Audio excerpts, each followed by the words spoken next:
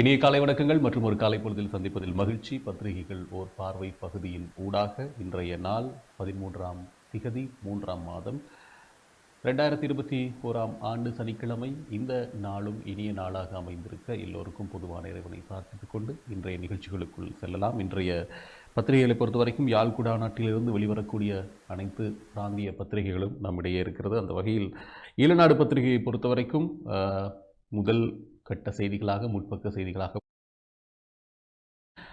ஆளும் கூட்டணிக்குள் தீவிரமடையும் உள்முரண்பாடு, அரசாங்கத்தின் முதுகில் விமல் குத்திவிட்டார், 43 மொட்டு எம்பிக்கள் பிரதமரிடம் முறையீடு என்ற செய்தி வெளிவந்திருக்கிறது. அமைச்சர் விமல் வீரவங்ச அரசாங்கத்தின் முதுகில் குத்திவிட்டார் என ஸ்ரீலங்கா பொதுஜன பெரமுனவின் பாராளுமன்ற உறுப்பினர்கள் பலர் குற்றம் சாட்டியுள்ளார்கள். இது தொடர்பில் பிரதமரும் பொதுஜன பெரமுனவின் தலைவருமான மஹிந்த ராஜபக்சவிடமும் அவர்கள் முறைப்பாடு செய்துள்ளார்கள். அரசாங்கத்தின் சில தரப்பினருக்கும் பாராளுமன்ற உறுப்பினர் ரிஷாட் பதியுதீனுக்கும் இடையில் ரகசிய தொடர்புகள் உள்ளதாக அமைச்சர் விமல் வீரவங்ச முன்வைத்துள்ள குற்றச்சாட்டு தொடர்பாக என்ற அந்த செய்தி 15ஆம் பக்கத்துக்கு நீண்டு செல்கிறது. இந்த குற்றச்சாட்டுகள் குறித்து ஸ்ரீலங்கா பொதுஜன பெரமுனவின் பாராளுமன்ற குழு வட்டாரங்கள் கடும் அதிருப்தியும் சீற்றமும் வெளியிட்டுள்ளன. அமைச்சரின் கருத்தின் நோக்கம் பொதுஜன பெரமுனவை பலவீனப்படுத்துவதே என கட்சியின் பாராளுமன்ற வட்டாரங்கள் தெரிவித்துள்ளதாக கொழும்பு ஊடகங்கள் செய்தி வெளியிட்டுள்ளது. உயிர்த்த ஞாயிறு தாக்குதல் குறித்த விசாரணை ஆணைக்குழுவின் அறிக்கை காரணமாக அரசாங்கம் பெரும் அழுத்தத்திற்கு உள்ளாகியுள்ள நிலையில் அமைச்சரின் இந்த கருத்து சரி செய்யப்பட முடியாத பாதிப்பை ஏற்படுத்தியுள்ளது என கட்சி வட்டாரங்கள் தெரிவித்துள்ளன. இது தொடர்பில் பிரதமர் மஹிந்த ராஜபக்சவை நேற்று அவசரமாக சந்தித்த பொதுஜன பெரமுனவின் 43 எம்பிக்கள் விமல் வீரவங்சவின் உரை அடங்கிய ஒளிநாடா ஒன்றையும் வழங்கினார்கள். அமைச்சர் பதவியிலிருந்து அவர் உடனடியாக நீக்கப்பட வேண்டும் என்ற கோரிக்கையையும் அவர்கள் முன்வைத்துள்ளனர்.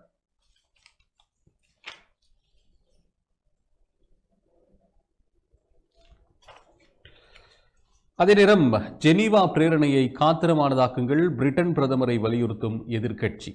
பிரிட்டன் தலைமையிலான இடைத்தலைமை நாடுகளின் இலங்கை குறித்த பிரேரணை ஐநா மனித உரிமைகள் ஆணையாளரின் அறிக்கையின் பரிந்துரைகள் உள்ளடக்கப்படவில்லை என்பதுடன் காத்திரமான ஒன்றாகவும் இல்லை. எனவே அது தோல்வியான ஒரு தீர்மானம் என பிரிட்டனின் லிபரல் ஜனநாயக கட்சியின் தலைவர் எட் டெவி எம்பி பிரிட்டன் பிரதமர் போரிஸ் ஜான்சனுக்கு தெரிவித்துள்ளார்.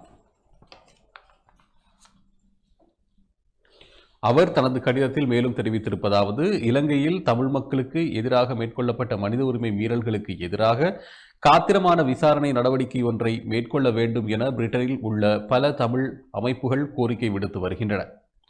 எனவே இடைக்குழு நாடுகள் உடனடியாக மீண்டும் கூடி பின்வரும் சரத்துக்களை உள்ளடக்கியதாக தீர்மானம் மீண்டும் எழுதப்பட வேண்டும். தமிழ் மக்களுக்கு எதிராக மேற்கொள்ளப்பட்ட மனித உரிமை மீறல்கள் தொடர்பில் அனைத்துலக குற்றவியல் நீதிமன்ற விசாரணைக்கு இலங்கை பாரப்படுத்தப்பட வேண்டும். ஆதாரங்களின் அடிப்படையில் இலங்கை மீது காத்திரமான அனைத்துலக விசாரணை பொறிமுறை ஒன்று அமைக்கப்பட வேண்டும்.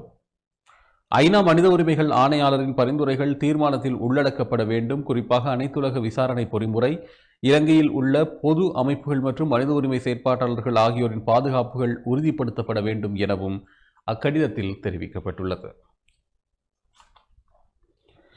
வடக்கில் 12 பேருக்கு நேற்று தொற்று உறுதி என்ற ஒரு செய்தி. வட்டுக்கோட்டை பகுதியில் மருத்துவர் ஒருவரும் அடையாளம்.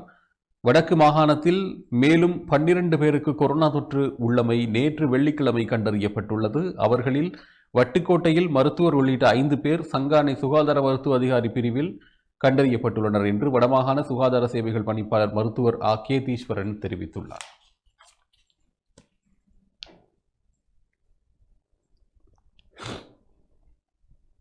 யாழ்ப்பாணம் போதனா வைத்தியசாலை ஆய்வுக்கூடத்தில் 409 பேரின் மாதிரிகள் பரிசோதனைக்கு உட்படுத்தப்பட்டன. அவர்களில் 12 பேருக்கு கொரோனா வைரஸ் தொற்று உள்ளமை கண்டறியப்பட்டுள்ளது. யாழ்ப்பாணம் மாவட்டத்தில் 7 பேரும், முல்லைத்தீவு மாவட்டத்தில் 3 பேரும், மன்னார் மாவட்டத்தில் 2 பேரும் இவ்வாறு அடையாளம் காணப்பட்டுள்ளனர். யாழ்ப்பாணத்தில் சங்கானை மருத்துவ அதிகாரி பிரிவில் மருத்துவர் உள்ளிட்ட 5 பேர் அடையாளம் காணப்பட்டுள்ளனர்.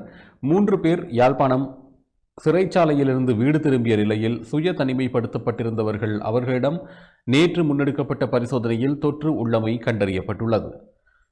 யாழ்ப்பாணம் கார்கில்ஸ் கட்டட தொகுதியில் பணியாளர் ஒருவருக்கு தொற்று ஏற்பட்ட நிலையில் அவரது துணைவிக்கும் தொற்று ஏற்பட்டுள்ளமை நேற்று உறுதிப்படுத்தப்பட்டுள்ளது. யாழ்ப்பாணம் போதனா வைத்தியசாலை வைத்தியசாலையில் இருவருக்கு தொற்று கண்டறியப்பட்டுள்ளது. அவர்களில் ஒருவருக்கு வெளிநாட்டு விசாவுக்கு விண்ணப்பித்த மாணவன், மற்றையவர் யாழ்ப்பாணம் போதனா வைத்தியசாலையில் தனிமைப்படுத்தல் விடுதியில் சேர்க்கப்பட்ட பெண் ஒருவர். மல்லாவி மீன் சந்தையில் முன்னெடுக்கப்பட்டு பரிசோதனையில் இருவருக்கு தொற்று உள்ளமை கண்டறியப்பட்டது.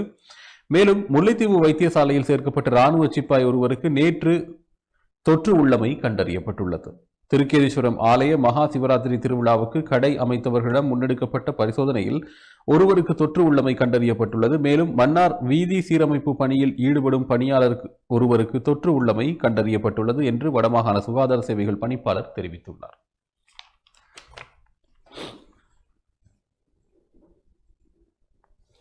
இதேவேளை இலங்கைக்குள் நுழைந்தது தென்னாப்பிரிக்க கொரோனா என்ற செய்தி. தென்னாப்பிரிக்காவில் பரவும் கொரோனா தொற்றின் E484K என்கிற புதிய வகையான வைரஸ் தொற்றுக்கு இலக்கான இலங்கையர் ஒருவர் அடையாளம் காணப்பட்டுள்ளார். தனிமைப்படுத்தல் நிலையம் ஒன்றில் இவர் அடையாளம் காணப்பட்டுள்ளதாக தெரிவிக்கப்படுகிறது.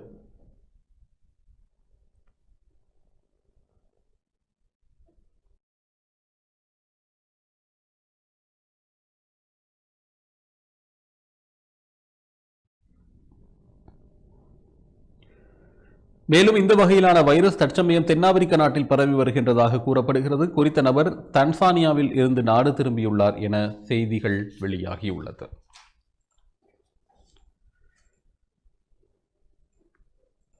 நேற்று மேலும் 115 பேருக்கு தொற்று என்ற ஒரு செய்தி கொரோனா செய்திகளை பொறுத்தவரைக்கும்.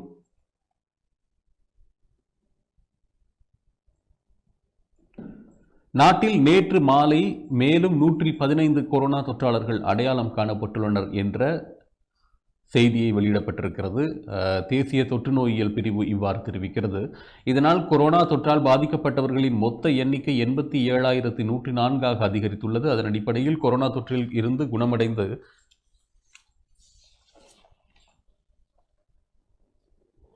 நேற்று 397 பேர் வீடு திரும்பியுள்ள நிலையில் குணமடைந்தவர்களின் மொத்த எண்ணிக்கை 83,958 பதிவாகியுள்ளது. குணமடைந்தவர்களை தவிர்த்து 2,626 பேர் தொடர்ந்தும் வைத்தியசாலைகளில் சிகிச்சை பெற்று வருகின்றனர். கொரோனா தொற்று காரணமாக இதுவரை 520 பேர் உயிரிழந்துள்ளனர்.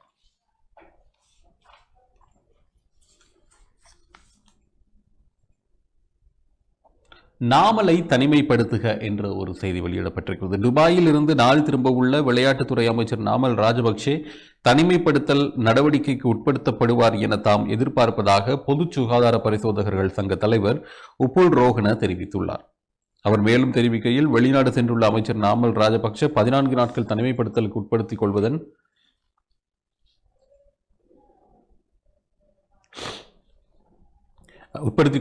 ஊடாக ஏனையோருக்கு முன்மாதிரியாக செயற்பட முடியும். இதேவேளை வெளிநாடுகளில் இருந்து நாடு திரும்புபவர்கள் அனைவரும் ஹோட்டல்கள் அல்லது இராணுவத்தினால் தனிமைப்படுத்தல் மையங்களில் தனிமைப்படுத்தலுக்கு உட்படுத்தப்படுவதாக அரசாங்கத்தின் நடைமுறை.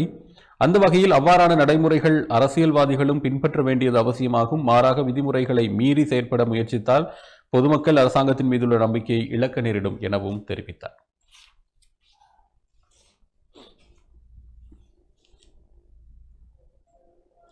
யாழ்ப்பாணத்தில் புதனன்று கவன ஈர்ப்பு போராட்டம்.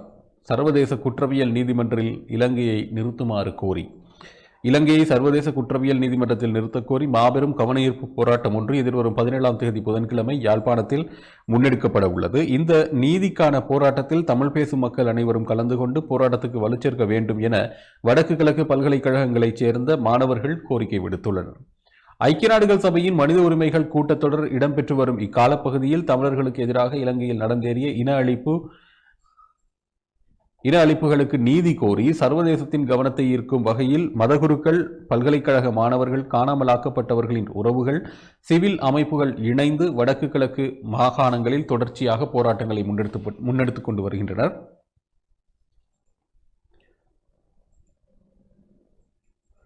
இவ்வாறான உணவு தவிர்ப்பு போராட்டத்தை பெரும் அச்சுறுத்தலுக்கு மத்தியிலும் முன்னெடுத்து வருகின்றனர். இலங்கை தொடர்பான அறிக்கை எதிர்வரும் 18ஆம் தேதி அமர்வில் வெளியிடப்பட உள்ள நிலையில் அதற்கான வாக்கெடுப்பு இடம்பெறும் காலப்பகுதியில் தமிழ் மக்களின் கோரிக்கைக்கு வலுச்சேர்க்கும் முகமாக எதிர்வரும் 17ஆம் தேதி இந்த மாபெரும் போராட்டம் யாழ்ப்பாணத்தில் முன்னெடுக்கப்பட உள்ளது. இந்த போராட்டம் நல்லூர் சங்கிலியன் பூங்காவில் முற்பகல் 10 மணிக்கு ஆரம்பமாகி பேரணியாக வந்து தற்போது உணவு தவிர்ப்பு போராட்டம் இடம்பெற்று வரும் போராட்ட களத்தில் நிறைவடைய உள்ளது. வீடு புகுந்து நாய் புறாக்களை கொலை செய்த அடாவடி குழு பருத்தித்துறையில் பாதகச் செயல்.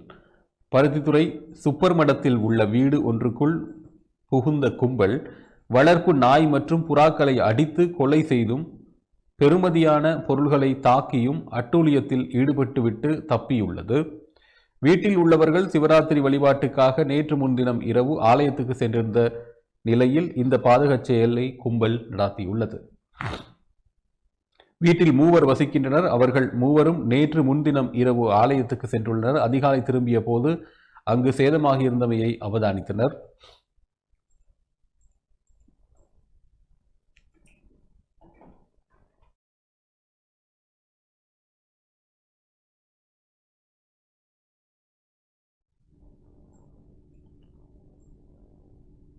வளர்ப்பு நாய் அடித்து கொலை செய்யப்பட்டுள்ளது. புறாக்கூடு சேதப்படுத்தி புறாக்கள் சில கொலை செய்யப்பட்டிருந்தன. வீட்டினுள் இருந்த தொலைக்காட்சி பெட்டி வெளியில் எடுத்து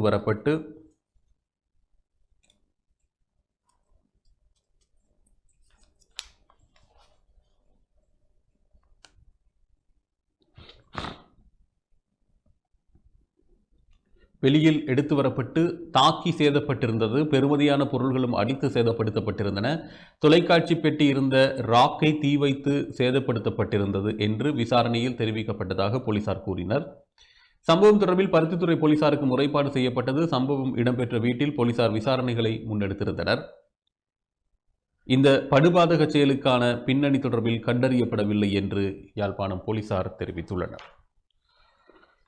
இளநாடு பத்திரிகையில் இது தவிர வெடுக்குநாரி மலையில் சிவராத்திரி விழா இல்லை, இந்திய மாசிக்கருவாடு இலங்கையில் தடை, ஜெனீவாவில் இந்தியா இலங்கைக்கு எதிராக செயல்படக்கூடாது மற்றும் 10,000 ஓட்டங்கள் மிதாலி ராஜ் சாதனை ஆகிய செய்திகளும் இருக்கின்றன. அவற்றையும் பார்த்துவிட்டு செல்லலாம். 7ஆம் பக்கத்தில் இருக்கிறது.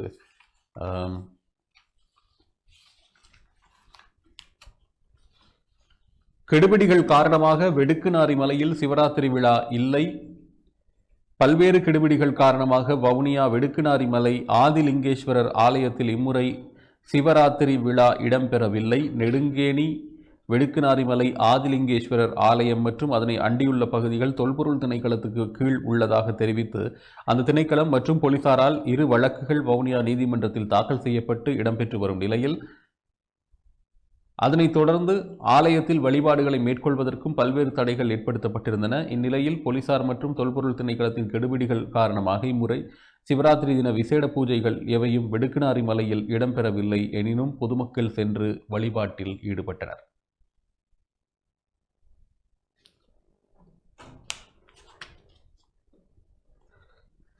ஜெனீவாவில் இலங்கைக்கு எதிராக செயல்படக்கூடாது இந்தியா என வெளிவிவகார அமைச்சரினுடைய ஒரு செய்தியும் வெளியிடப்பட்டிருக்கிறது. சீனாவுடனான போட்டித்தன்மைக்காக இந்தியா இலங்கைக்கு எதிராக ஜெனீவாவில் செயல்படக்கூடாது.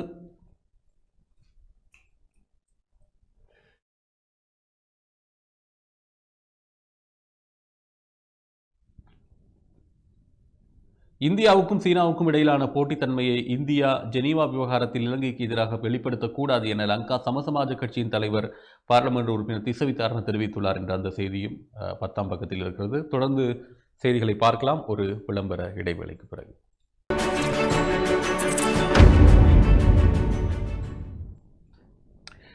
இடைவேளை தொடர்ந்து மறுபடியும் பத்திரிகையில் ஒரு பார்வை பகுதியினூடாக காலை கதிர் பத்திரிகையினுடைய செய்திகளை பார்க்கலாம். பிரேரணையை தோற்கடிக்க இறுதி வரை போராடுமாம் அரசு, வெளிவிவகார அமைச்சர் தினேஷ் கூறுகின்றார். இலங்கைக்கு எதிராக ஐக்கிய நாடுகள் மனித உரிமைகள் சபையில் புதிதாக முன்வைக்கப்பட்டுள்ள பிரேரணையை தோல்வியடைய செய்ய ஜனாதிபதி கோட்டாபய ராஜபக்ஷ தலைமையிலான அரசு இறுதி வரையில் போராடும். இவ்வாறு வெளிவிவகார அமைச்சர் தினேஷ் குணவர்தன தெரிவித்துள்ளார்.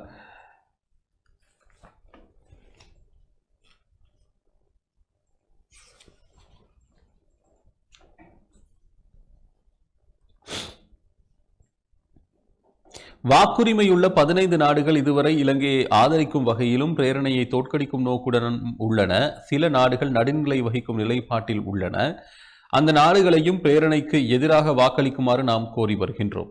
இதேவேளை இதுவரை எந்தவிதமான நிலைப்பாடுகளையும் தெரிவிக்காமல் அமைதியுடன் இருக்கும் நாடுகளுடனும் நாம் பேசி வருகின்றோம்.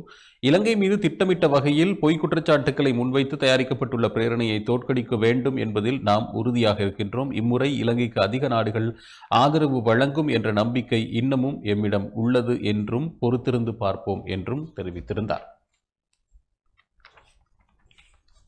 2024 ஜனாதிபதிக்கு தகுதியானவர் பசிலே காமினி லொக்குகே தெரிவிப்பு. 2024 ஆண்டு நடைபெறவுள்ள ஜனாதிபதி தேர்தலில் போட்டியிடுவதற்கான அனைத்து தகுதிகளும் பசில் ராஜபக்சவுக்கே உள்ளது. இவ்வாறு போக்குவரத்து அமைச்சர் காமினி லொக்குகே தெரிவித்துள்ளார். பத்திரமுல்லையில் உள்ள ஸ்ரீலங்கா பொதுஜன முன்னணியின் அலுவலகத்தில் நேற்று நடைபெற்ற ஊடகவியலாளர் சந்திப்பிலேயே அவர் மேற்கண்டவாறு தெரிவித்திருந்தார். ஜனாதிபதி கோட்டாபய ராஜபக்ஷ மீண்டும் ஒரு முறை ஜனாதிபதி தேர்தலில் போட்டியிடப் போவதில்லை என எந்த ஒரு சந்தர்ப்பத்திலும் கூறவில்லை. அதனால் அடுத்த ஜனாதிபதி வேட்பாளர் குறித்து தற்போதைக்கு கதைக்க வேண்டிய அவசியம் கிடையாது. எதிர்வரும் ஜனாதிபதி தேர்தலில் யார் போட்டியிடப் போகின்றார்கள் என்பது குறித்து சரியாக கூற முடியாது என்ற போதிலும் பசில் ராஜபக்சவுக்கு அந்த தகுதி உள்ளது. கடந்த ஜனாதிபதி தேர்தலில் கோட்டாபய ராஜபக்ஷ போட்டியிடுவார் எனவும் 2015 ஆண்டு ஜனாதிபதி தேர்தலில் மைத்ரிபால சிறிசேன போட்டியிடுவார் எனவும் எந்த ஒரு நபரும் எதிர்பார்த்திருக்கவில்லை என்றும் தெரிவித்திருந்தார். வட்டுக்கோட்டையில் மருத்துவர் ஒருவர் உட்பட மேலும் 12 பேருக்கு கொரோனா என்ற செய்தியும், அதே நேரத்தில் யாழ் இளைஞர்கள் 2 நிலாவெளி கடலில் சாவு என்ற ஒரு செய்தி. திருகோணமலை நிலாவெளி கடலில் நீராடச் சென்ற யாழ்ப்பாணத்தைச் சேர்ந்த 2 இளைஞர்கள் நீரில் மூழ்கி பரிதாபகரமாக உயிரிழந்துள்ளனர். இந்த சம்பவத்தில் யாழ்ப்பாணம் குப்பிளானைச் சேர்ந்த சிந்துஜன் மற்றும் கௌதமன் ஆகியோரே உயிரிழந்துள்ளனர் என்று அடையாளம் காணப்பட்டுள்ளனர். அதேவேளை இவர்களுடன் நீராடிய மேலும் 2 வைத்தியசாலையில் சேர்க்கப்பட்டுள்ளனர். நண்பர்களான 4 பேரும் இணைந்து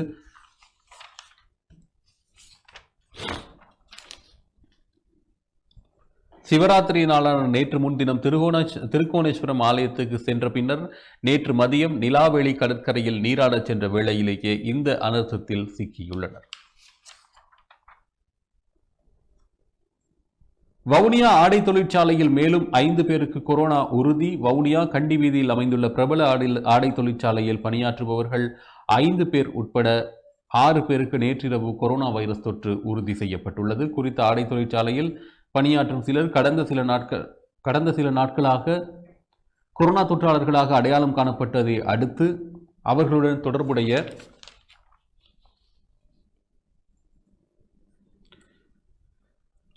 தொடர்புடையவர்களிடம் மேற்கொள்ளப்பட்ட PCR பரிசோதனையின் முடிவுகள் சில நேற்று இரவு வெளியாகிய நிலையில் 5 பேருக்கு கொரோனா தொற்று உறுதி செய்யப்பட்டுள்ளது. அத்துடன் வவுனியா பொது வைத்தியசாலையில் சிகிச்சைக்காக சேர்க்கப்பட்ட கர்ப்பிணி பெண் ஒருவருக்கு மேற்கொள்ளப்பட்ட PCR பரிசோதனையில் கொரோனா தொற்று உறுதி செய்யப்பட்டுள்ளது. இதன்படி வவுனியாவில் நேற்று 6 பேர் கொரோனா தொற்றாளர்களாக அடையாளம் காணப்பட்டுள்ளனர். இதேவேளை வவுனியா கண்டி வீதியில் உள்ள ஆடை தொழிற்சாலையைச் சேர்ந்த 21 பேர் இதுவரை கொரோனா தொற்றுக்குள்ளாகியுள்ளமை குறிப்பிடத்தக்கது.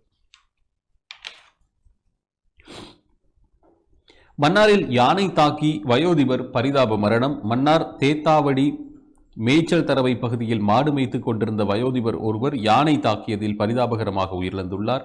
நானாட்டான் பிரதேச செயலாளர் பிரிவிற்கு உட்பட்ட நறுவிலி குளம் கிராமத்தைச் சேர்ந்தவரே இவ்வாறு பரிதாபகரமாக உயிரிழந்துள்ளார்.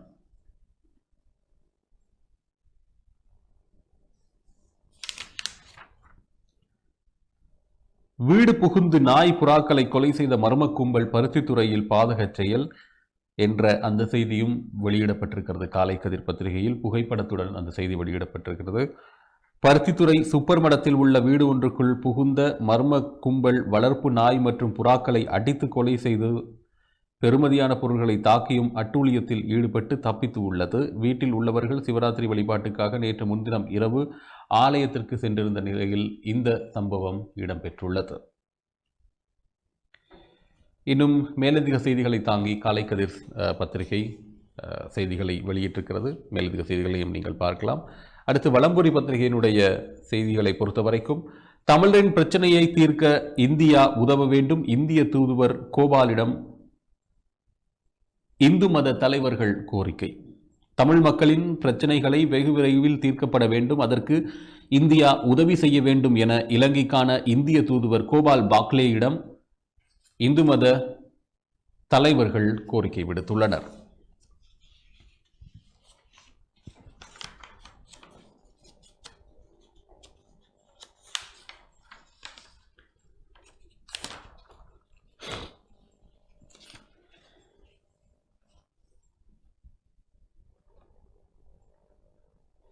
யாழ்ப்பாணத்துக்கு விஜயம் செய்த இந்திய தூதுவர் நேற்றைய தினம் நல்லூரில் அமைந்துள்ள நெல்லை ஆதீனத்தில் இந்து மத தலைவர்களை சந்தித்து கலந்துரையாடியிருந்தார். குறித்த சந்திப்பிலேயே மேற்படி விடயம் வலியுறுத்தப்பட்டுள்ளது.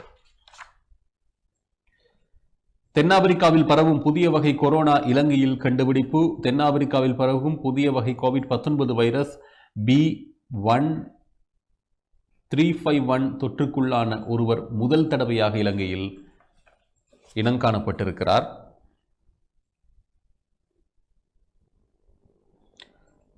இந்த தகவலை ஸ்ரீ ஜெயவர்தனபுரா பல்கலைக்கழகத்தின் ஒவ்வாமை நீர்ப்பீடனம் உயிரணு தொடர்பான கற்கை நிறுவனத்தின் பணிப்பாளர் மருத்துவர் சந்திம ஜீவந்திரா தெரிவித்துள்ளார். தன்சானியாவிலிருந்து வருகை தந்து தனிமைப்படுத்தப்பட்டுள்ள ஒருவரே புதிய வகை கொரோனா வைரஸ் தொற்றுக்கு உள்ளாகியுள்ளதாக அவர் கூறியிருக்கிறார். குறித்த நபர் தொடர்பான மேலதிக தரவுகள் சுகாதார அமைச்சிடம் காணப்படுவதாகவும் மருத்துவர் சந்திம ஜீவந்திரா குறிப்பிட்டுள்ளார். இலங்கைக்கு எதிரான தீர்மானத்தின் திருத்தப்பட்ட வரைவு இன்று வெளியாகிறது. வாக்கெடுப்பு 22ஆம் தேதி. ஐநாவில் இலங்கைக்கு எதிரான தீர்மானத்தின் திருத்தப்பட்ட வரைவு இன்று வெளியாகியுள்ளது. பிரிட்டன் தலைமையிலான இணைத்தலைமை நாடுகளால் தயாரிக்கப்பட்ட திருத்தப்பட்ட வரைவு ஐநா மனித உரிமை பேரவையால் உறுப்பு நாடுகளுக்கு கையளிக்கப்பட உள்ளது. அனைத்து தரப்பினராலும் மேற்கொள்ளப்பட்ட மனித உரிமை மீறல்கள் தொடர்பில் முழு அளவிலான விசாரணை நடத்தப்பட்ட பொறுப்பு கூறப்பட வேண்டும் என இதன் மூலம் வலியுறுத்தப்படும் என தெரிவிக்கப்படுகின்றது.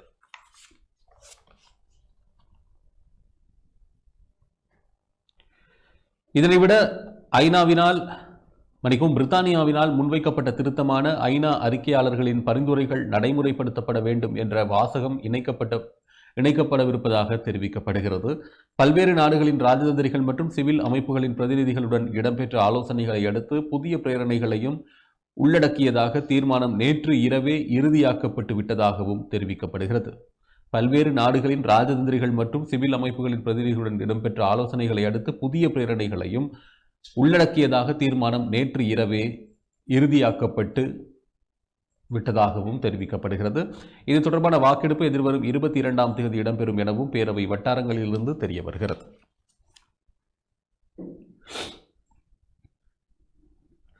சைக்கிளில் இருந்து கீழே விழுந்து குடும்பஸ்தர் உயிரிழப்பு. துவிச்சக்கர வண்டியில் இருந்து கீழே விழுந்து படுகாயமடைந்த இளைஞர் ஒருவர் உயிரிழந்துள்ளார். இதில் மண்கும்பான் 4ஆம் வட்டாரத்தைச் சேர்ந்த குமாரசாமி பன்னீர்செல்வம் என்பவர் என்ற குடும்பஸ்தரே இவ்வாறு உயிரிழந்துள்ளார். குறித்த குடும்பஸ்தர் கடந்த 2ஆம் தேதி அல்லைப்பட்டி வீதியில் துவிச்சக்கர வண்டியில் பின்னிருக்கையில் இருந்து பயணித்திருந்த போது திடீரென கீழே விழுந்து படுகாயமடைந்த நிலையில் சிகிச்சைக்காக யாழ் போதனா வைத்தியசாலையில் அனுமதிக்கப்பட்டிருந்தார். எனினும் சிகிச்சை பலனின்றி நேற்று முன்தினம் அவர் உயிரிழந்தார். இது தொடர்பான மரண விசாரணையை யாழ் போதனா வைத்தியசாலையின் திடீர் மரண விசாரணை அதிகாரி பிரேம்குமார் மேற்கொண்டார்.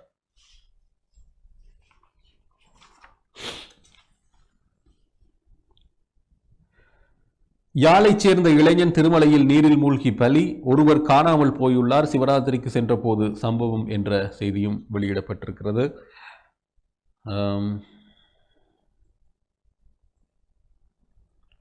ஆனால் காலைக்கதிர் பத்திரிகையில் இருவருமே உயிரிழந்துள்ளனர் என்ற செய்தியை வெளியிட்டிருக்கிறார்கள். பார்க்கலாம். ஒருவர் காணாமல் போயுள்ளார். சிவராத்திரிக்கு சென்ற போது சம்பவம். திருகோணமலை நிலாவெளி கடலில் நேற்று வெள்ளிக்கிழமை நீராடச் சென்ற இளைஞர்களில் குப்பிலானைச் சேர்ந்த 2 இளைஞர்கள் காணாமல் போயிருந்த நிலையில் ஒருவர் சடலமாக மீட்கப்பட்டுள்ளார். மற்றொரு இளைஞன் கடல் அலையில் அடித்துச் செல்லப்பட்டுள்ளார் என்ற செய்தியும் வெளியிடப்பட்டிருக்கிறது.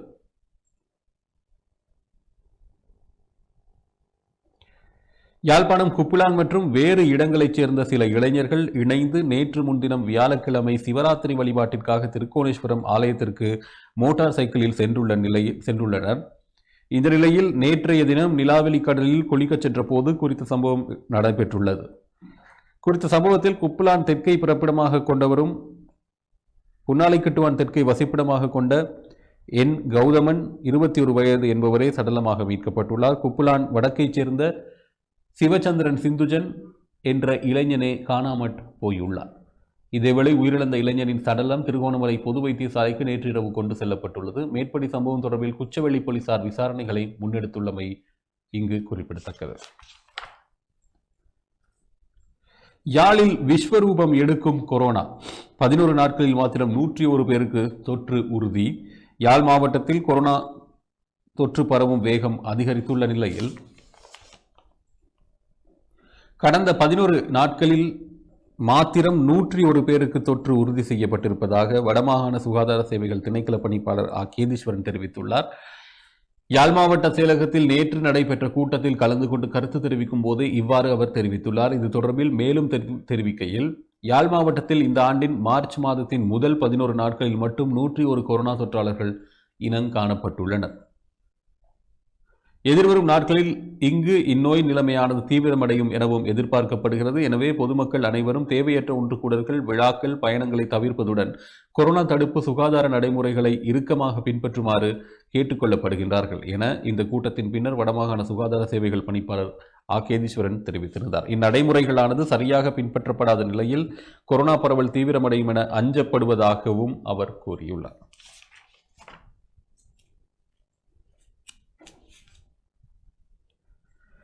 நீதிக்கான தொடர் போராட்டத்தை கண்டுகொள்ளாத இந்திய உயர்ஸ்தானிகர் கவலை வெளியிட்ட போராட்டக்காரர்கள். சர்வதேச நீதியை எதிர்பார்த்து தொடர் போராட்டத்தில் ஈடுபட்டிருக்கும் மக்களை இந்திய உயர்ஸ்தானிகர் சந்திக்காமல் சென்றதாக போராட்டத்தில் ஈடுபட்டிருந்தவர்கள் கவலை தெரிவித்தனர். இலங்கையை சர்வதேச குற்றவியல் நீதிமன்றத்தில் பாரப்படுத்த வேண்டும் என வலியுறுத்தி யாழ்ப்பாணத்தில் இடம்பெற்று வரும் சுயேட்சை முறையிலான உணவு தவிர்ப்பு போராட்டம் 14வது நாளாகவும் தொடர்கின்ற நிலையில்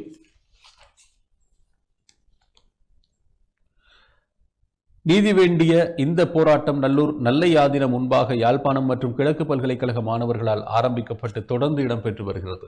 நேற்றைய தினம் யாழ்ப்பாணத்துக்கு திடீர் விஜயம் மேற்கொண்ட இலங்கைக்கான இந்திய உயர்ஸ்தானிகர் கோபால் பாக்லே மரியாதை நிமித்தமாக நல்லை ஆதீனக்குரு முதல்வரை சந்தித்திருந்தார். சந்திப்பினை முடித்து திரும்பும் வழியில் உணவு தவிர்ப்பு போராட்டத்தில் ஈடுபடுவோரால் கோஷங்கள் எழுப்பப்பட்ட போதிலும் போராட்டத்தில் ஈடுபடுவோரை இந்திய உயர்ஸ்தானிகர் சந்திக்காமலேயே சென்றிருந்தார்.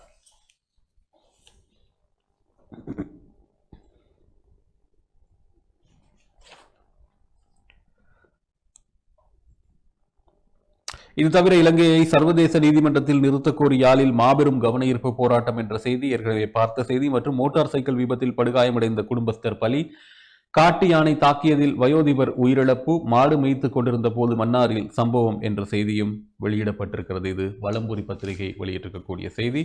தொடர்ச்சியாக ஏனைய பத்திரிகையினுடைய செய்திகளை பார்க்கலாம் ஒரு விளம்பர இடைவேளைக்கு பிறகு.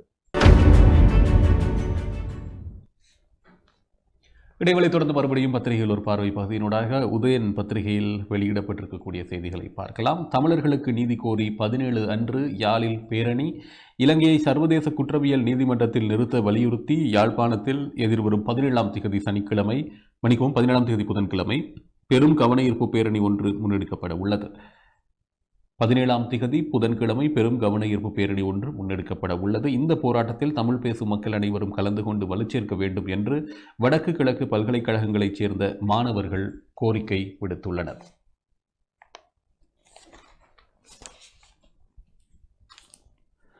தமிழர்களுக்கு எதிராக இலங்கையில் நடந்தேறிய இன அழிப்பு நீதி கோரி சர்வதேசத்தின் கவனத்தை ஈர்க்கும் வகையில் ஐக்கிய நாடுகள் மனித உரிமை சபை அமர்வு நடைபெறும் இந்த காலப்பகுதியில் இந்த போராட்டம் ஏற்பாடு செய்யப்பட்டுள்ளது. மதகுருக்கள், பல்கலைக்கழக மாணவர்கள், காணாமலாக்கப்பட்டவர்களின் உறவினர்கள், சிவில் அமைப்புகள் இணைந்து தற்போது பல்வேறு அச்சுறுத்தல்களுக்கு மத்தியில் வடக்கு கிழக்கு மாகாணங்களில் உணவு தவிர்ப்பு போராட்டத்தை முன்னெடுத்து வருகின்றனர். இலங்கை தொடர்பான அறிக்கை ஐக்கிய நாடுகள் மனித உரிமைகள் சபை அமர்வில் எதிர்வரும் 18ஆம் தேதி சமர்ப்பிக்கப்பட உள்ள நிலையில் அதன் மீதான வாக்கெடுப்பு காலப்பகுதியில் தமிழ் மக்களின் கோரிக்கைக்கு வலுச்சேர்க்கும் வகையில் எதிர்வரும் 17ஆம் தேதி இந்த கவனஈர்ப்பு போராட்டம் ஏற்பாடு செய்யப்பட்டுள்ளது. யாழ்ப்பாணம் நல்லூர் சங்கிலியன் பூங்காவில் இருந்து காலை 10 மணிக்கு ஆரம்பமாகும் இந்த பேரணி தற்போது உணவு தவிர்ப்பு போராட்டம் நடைபெறும் போராட்ட களத்தில் நிறைவடைய உள்ளது. இந்த போராட்டத்துக்கு வலுச்சேர்க்கும் வகையில் தமிழ் தேசிய அரசியல் கட்சிகள், சிவில் சமூக அமைப்புகளுடன் பல்கலைக்கழக மாணவர்கள் கலந்துரையாடல்களை ஆரம்பித்துள்ளனர். மதகுருக்கள், அரசியல் கட்சிகள், பொது அமைப்புகள், பல்கலைக்கழக மாணவர்கள், மனித உரிமை செயற்பாட்டாளர்கள், சமூக ஆர்வலர்கள் பொதுமக்கள் அனைவரும் இந்த போராட்டத்தில் பங்கெடுத்து தமிழ் மக்களுக்கு இழைக்கப்பட்ட அநீதிக்கு எதிராக குரல் கொடுப்பதுடன் சர்வதேசத்தின் கவனத்தை ஈர்க்கும் வகையில் போராட்டத்துக்கு வலுச்சேர்க்க வேண்டும் என்று வடக்கு கிழக்கு பல்கலைக்கழக மாணவர்கள் கோரியுள்ளனர்.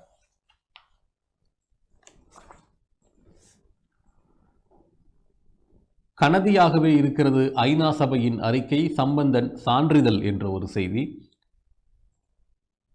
ஐக்கிய நாடுகள் மனித உரிமைகள் சபையில் இலங்கை மீது திருத்தங்களுடன் முன்வைக்கப்பட்டுள்ள பிரேரணை வரைவு கனதியாக உள்ளது. இதை விமர்சிப்பவர்கள் விமர்சிக்கட்டும். ஆனால் இந்த வரைவு ஐநா உறுப்பு நாடுகள் ஆதரவுடன் நிறைவேறிய தீரும். இது எமது அசைக்க முடியாத நம்பிக்கை. இவ்வாறு தமிழ் தேசிய கூட்டமைப்பின் தலைவர் இரா சம்பந்தன் தெரிவித்துள்ளார்.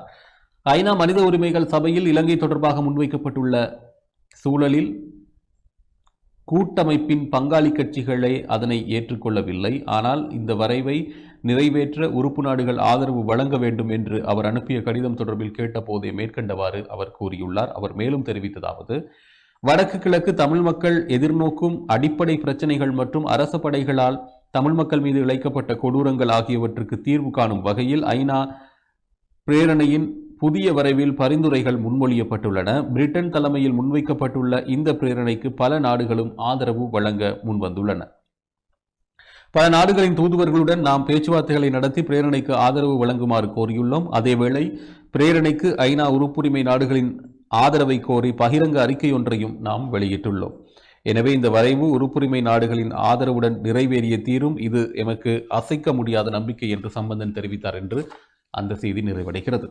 அபாய கட்டத்தில் யாழ் மாவட்டத்தில் இந்த மாதத்தின் முதல் 11 நாட்களில் 101 கொரோனா வைரஸ் தொற்றாளர்கள் இனங்காணப்பட்டுள்ளனர். எதிர்வரும் நாட்களில் வைரஸ் தொற்று நிலைமை தீவிரமாகும் என்று எதிர்பார்க்கப்படுகிறது. இவ்வாறு வடக்கு மாகாண சுகாதார சேவைகள் பணிப்பாளர் மருத்துவர் கேதீஸ்வரன் தெரிவித்துள்ளார். இது தொடர்பில் நேற்று அவர் விடுத்துள்ள ஊடக அறிக்கையிலேயே இவ்வாறு குறிப்பிட்டுள்ளார். இதேவேளை வடக்கு மாகாணத்தில் 12 பேருக்கு தொற்று. வடக்கு மாகாணத்தில் நேற்று 12 பேருக்கு கொரோனா தொற்று உறுதி செய்யப்பட்டுள்ளது என்று வடக்கு மாகாண சுகாதார சேவைகள் பணிப்பாளர் மருத்துவர் கேதீஸ்வரன் தெரிவித்தார் என்ற செய்தி. யாழ் சங்கானை சுகாதார மருத்துவமனை மருத்துவ அதிகாரிகள் பிரிவில் 5 பேருக்கும், வட்டுக்கோட்டையில் இணையவர்களுக்கும் இவ்வாறு கொரோனா தொற்று உறுதி செய்யப்பட்டிருக்கிறது. யாழ் சென்னை இடையே விரைவில் விமான சேவை. கொரோனாவை காரணம் காட்டி நிறுத்தப்பட்ட யாழ்ப்பாணம் சென்னை நேரடி விமான சேவை மீண்டும் விரைவில் ஆரம்பிக்கப்படும் என்று சுற்றுலாத்துறை மற்றும் சிவில் விமான போக்குவரத்து அமைச்சர் பிரசன்ன ரணதுங்க தெரிவித்தார் என்று அந்த செய்தி 7ஆம் பக்கத்திற்கு செல்கிறது.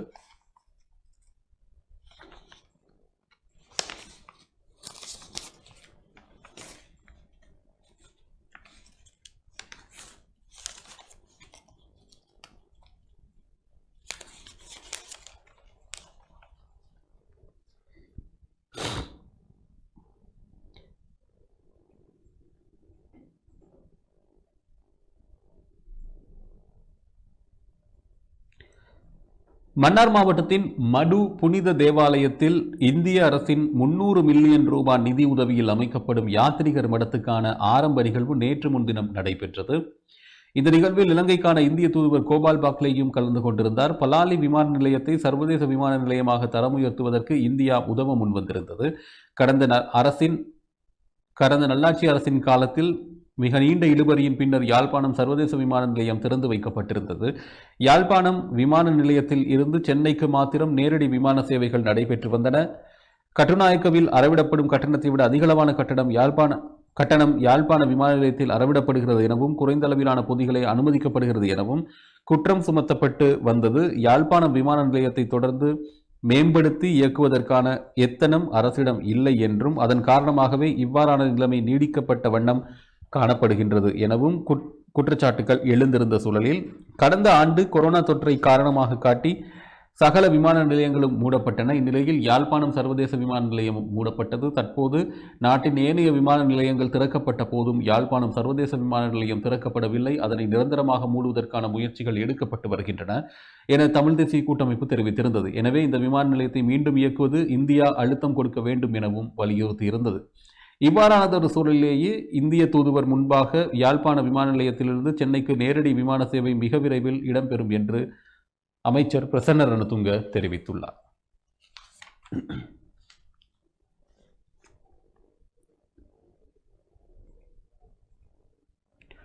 சங்கானையில் மருத்துவர், யாழ் நகரத்தில் மாணவர் என்ற ஒரு செய்தி. யாழ்ப்பாணத்தில் நேற்று 7 பேருக்கு கொரோனா தொற்று கண்டறியப்பட்ட நிலையில் அவர்களில் ஒருவர் சங்கானை சுகாதார வைத்திய அதிகாரி பிரிவைச் சேர்ந்த மருத்துவர் என்று வடக்கு மாகாண சுகாதார சேவைகள் பணிப்பாளர் மருத்துவர் கேதீஸ்வரன் தெரிவித்தார் என்ற செய்தி. நேற்று சங்கானை சுகாதார வைத்திய அதிகாரி பிரிவில்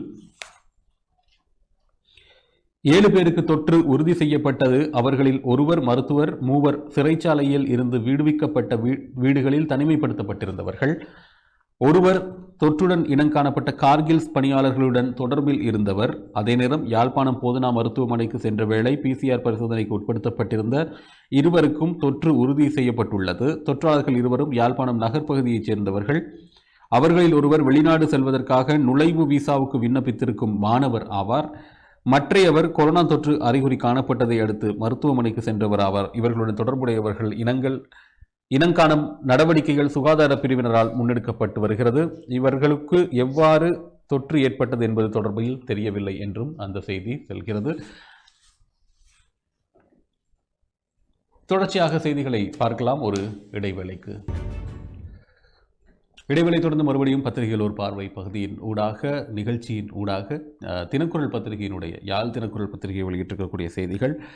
ஜெனீவா தீர்மானம் இலங்கையை நிகழ்ச்சி நிரலில் வைத்திருக்கும், பிரிட்டன் தெற்காசிய விவகாரங்களுக்கு பொறுப்பான அமைச்சர் அகமட் பிரபு தெரிவித்தார் என்ற ஒரு செய்தி. இலங்கையில் பதிலளிக்கும் கடப்பாடு தொடர்பான ஐநா மனித உரிமைகள் பேரவையின் தீர்மானம் இலங்கை பேரவையின் நிகழ்ச்சி நிரலில் உறுதியாக வைக்கப்படுவதை உத்தரவாதப்படுத்தும் என்று பிரிட்டனின் தெற்காசிய விவகாரங்களுக்கு பொறுப்பான அமைச்சர் அகமத் பிரபு தெரிவித்திருக்கிறார். இலங்கையை சர்வதேச குற்றவியல் நீதிமன்றத்தில் பாரப்படுத்துவதை பிரிட்டன் தொடர்ந்து மறுத்து வந்துள்ளது. இனப்படுகொலையை தடுப்பதற்கான சர்வதேச நிலையம் ICBBG மற்றும் பிரிட்டனில் உண்ணாவிரதம் இருந்து வரும் அம்பிகை செல்வகுமார் ஆகியோரின் பேச்சாளர் கிறிஸ்டி நிலானி காண்டீபன் எழுதிய கடிதத்திற்கு அனுப்பியுள்ள பதிலிலேயே அகமத் பிரபு இவ்வாறு தெரிவித்திருக்கிறார். நீதி, சமாதானம்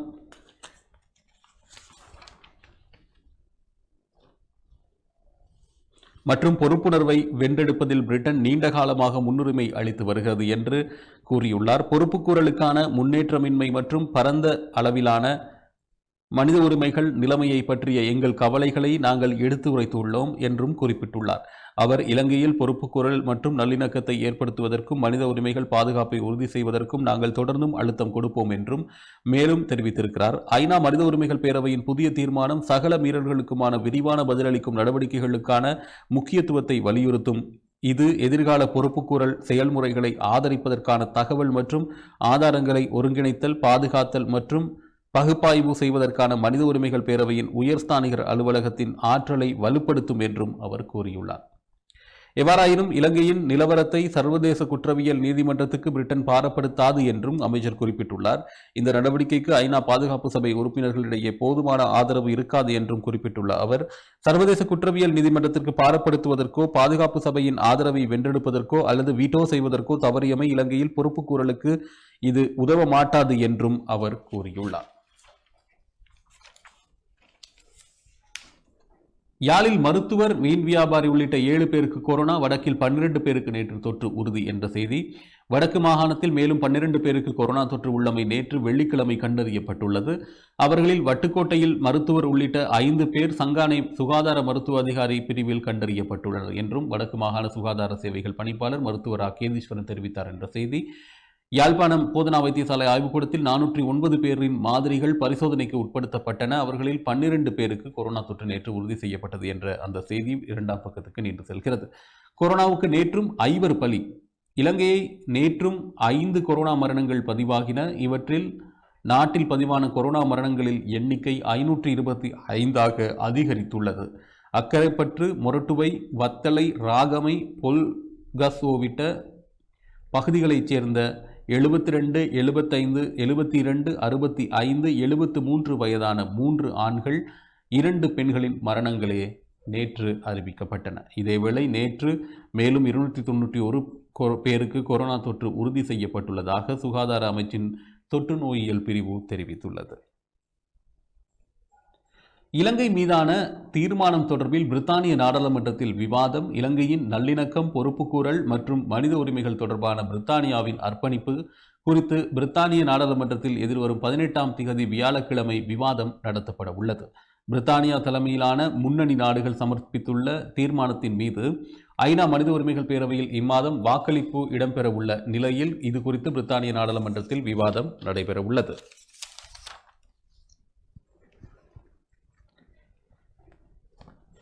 இந்த விவாதத்துக்கான ஏற்பாடுகளை பிரித்தானிய தமிழர்களுக்கான அனைத்து கட்சி நாடாளுமன்ற உறுப்பினர்கள் குழு ஏற்பாடு செய்துள்ளது. ஐக்கிய நாடுகளின் மனித உரிமைகள் பேரவையில் இலங்கை தொடர்பான முதன்மை குழு சமர்ப்பித்துள்ள இலங்கை குறித்த தீர்மானத்தின் புதுப்பிக்கப்பட்ட வரைவில் ஐக்கிய நாடுகள் மனித உரிமைகள் ஆணையாளர் அலுவலகத்தினை எதிர்கால விசாரணைகளில் பயன்படுத்துவதற்காக மனித உரிமைகள் மற்றும் அது தொடர்பான குற்றங்கள் குறித்த ஆதாரங்களை சேகரித்தல், ஒருங்கிணைத்தல் மற்றும் பகுப்பாய்வு செய்தல் ஆகிய நடவடிக்கைகளை முன்னெடுக்குமாறு மேற்கொள்ளப்பட்டுள்ளது. எனினும் புதிய தீர்மானம் ஐநா மனித உரிமைகள் பேரவை ஆணையாளர் மிச்சல் பச்லெட்டின் பரிந்துரைகளை அமுல்படுத்த தவறியுள்ளது. மனித உரிமை மீறல்களில் ஈடுபட்டதாக நம்பத்தகுந்த ஆதாரங்கள் கொண்டுள்ள இலங்கை அதிகாரிகள் மீது சொத்து முடக்கம் மற்றும் அவர்களுக்கான பயண தடைகள் குறித்து பரிசீலிக்குமாறு உறுப்பு நாடுகளுக்கு ஐநா மனித உரிமைகள் பேரவை ஆணையாளர் மிச்சல் பச்லெட் அழைப்பு விடுத்திருந்தார். இந்த தீர்மானத்தை வலுவானதாக முன்வைக்க வேண்டும் என பிரித்தானிய தொழிற்கட்சி மற்றும் தாராளவாத கட்சிகள் கோரிக்கை விடுத்துள்ளனர். இதேவேளை தற்போது முன்மொழியப்பட்ட ஐநா தீர்மானம் மேலும் வலுவாக்கப்பட வேண்டும் என பிரித்தானிய தொழிற்கட்சியின் தெற்காசிய விவகாரங்களுக்கான நிழல் அமைச்சர் ஸ்டீஃபன் கினாக் அரசாங்கத்திற்கு அழைப்பு விடுத்துள்ளமையும் குறிப்பிடத்தக்கது.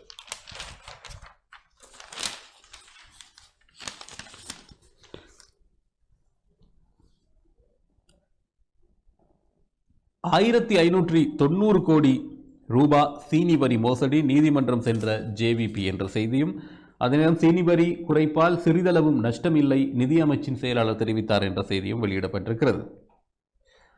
இறக்குமதி செய்யப்படும் சீனிக்கான வரியை குறைத்தமை ஊடாக அரசாங்கத்திற்கு 15.9 பில்லியன் ரூபாய், அதாவது $1590 கோடி நஷ்டம் ஏற்பட்டுள்ளதாக தெரிவித்துள்ள மக்கள் விடுதலை முன்னணி. ஜேவிபி முன்னாள் பாராளுமன்ற உறுப்பினர் சுனில் ஹந்துன்ஹெத்தி நீதிமன்றத்தில் அடிப்படை உரிமை மனு ஒன்று அவரினால் தாக்கல் செய்யப்பட்டுள்ளது. இவ்வாறு வரியை குறைத்த போது அதன் நன்மைகள் மக்களுக்கு வழங்கப்படவில்லை எனவும் இதனூடாக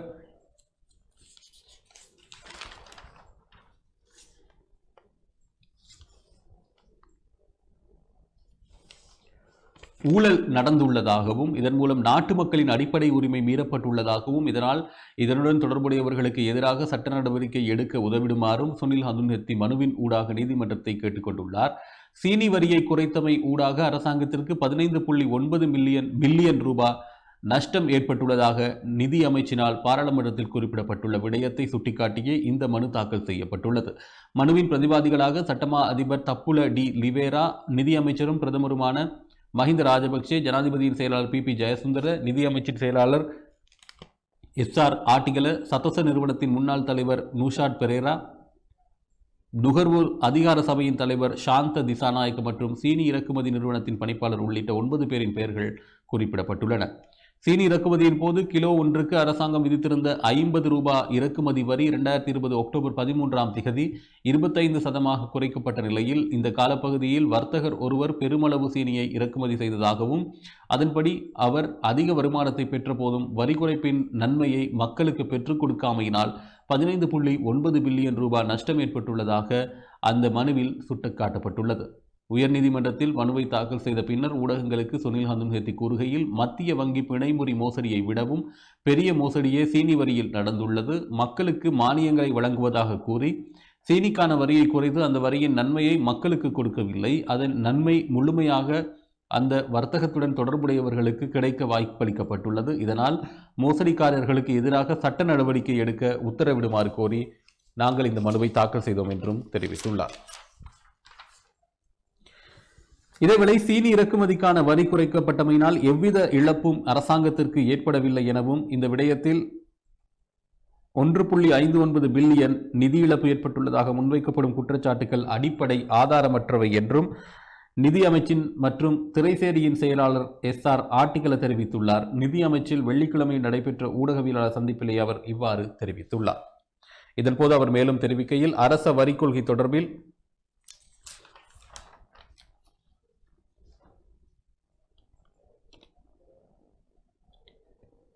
அரச வரி குறைப்பு தொடர்பில் தெளிவில்லாதவர்களே சீனி வரி குறைப்பில் நஷ்டம் ஏற்பட்டுள்ளதாக கூறுகின்றனர்.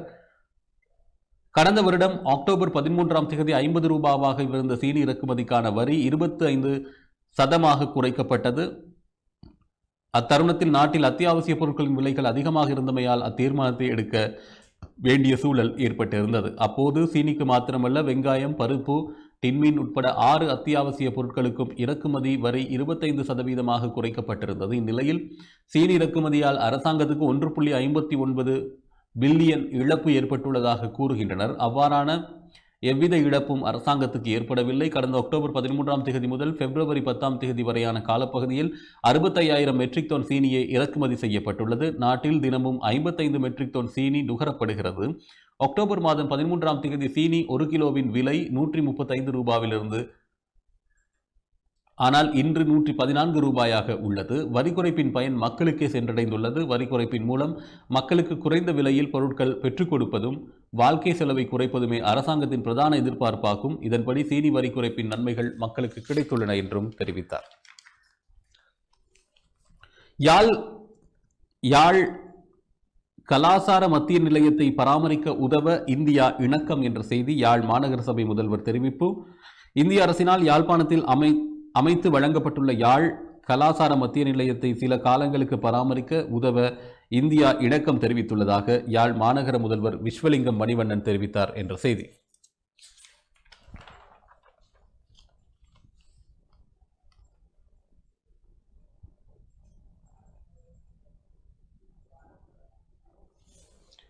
வடபகுதிக்கு விஜயம் செய்த இந்திய தூதுவர் கோபால் பாக்லே நேற்று யாழ் கலாச்சார மத்திய நிலையத்தை பார்வையிட்டு மாநகர சபை முதல்வருடன் கலந்துரையாடியிருந்தார். இதன் பின்னர் செய்தியாளர்களிடம் கருத்து வெளியிட்ட முதல்வர் மணிவண்ணன் குறிப்பிட்ட காலப்பகுதிக்கு கலாச்சார மத்திய நிலையத்தை பராமரிக்க உதவ தூதுவர் இணக்கம் தெரிவித்ததாக கூறியிருந்தார். இந்த அரசின் பல கோடி நிதி பங்களிப்பில் மேற்கொள்ளப்படும் கலாச்சார மத்திய நிலையம் விரைவில் திறக்கப்பட வேண்டும் என்ற எதிர்பார்ப்பில் இந்திய அரசு இருப்பதாக உயர்ஸ்தானிகர் எம்மிடம் தெரிவித்திருந்தார். நாம் கலாச்சார மத்திய நிலையம் தொடர்பில் மிகுந்த எதிர்பார்ப்புடன் இருப்பதை அவருடன் எடுத்து கூறியதுடன் அதனை சில காலங்களுக்கு பராமரிப்பதற்கு இந்திய அரசு உதவ வேண்டும் என்ற கோரிக்கையும் முன்வைத்தோம். எமது கோரிக்கை தொடர்பில் உயர்ஸ்தானிகர் சாதகமாக பரிசீலிப்பதாகவும் சில காலங்களுக்கு குறித்த கலாச்சார மத்திய நிலையத்தை பராமரிப்பதற்கு இந்தியா உதவும் என தெரிவித்ததுடன் விரைவில் இந்திய அரசுடன் குறித்த விடயம் தொடர்பில் பேசி முடிவெடுப்பதாகவும் தெரிவித்திருந்தார்.